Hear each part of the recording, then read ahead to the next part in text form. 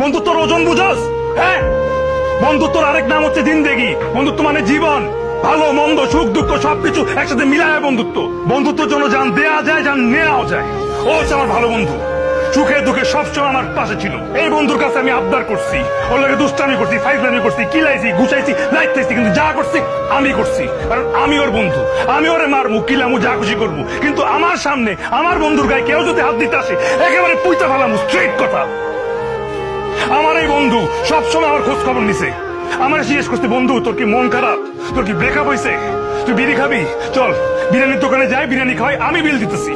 আমার যখন ব্রেকআপ আমি ছাকা খায় উল্টাই ছিলাম, তখন সারাদিন আমার পিছিয়ে পিছিয়ে ঘুরছে, যাতে আমি কোনো কিছু উল্টা পাল্টা না করি। আমার নিয়ে ঘুরতে যেতে চাইছে, সারাক্ষণ করে আমার মন ভালো করার চেষ্টা করছে। আমার এই বন্ধুরে ভালো আমি চলে যাব?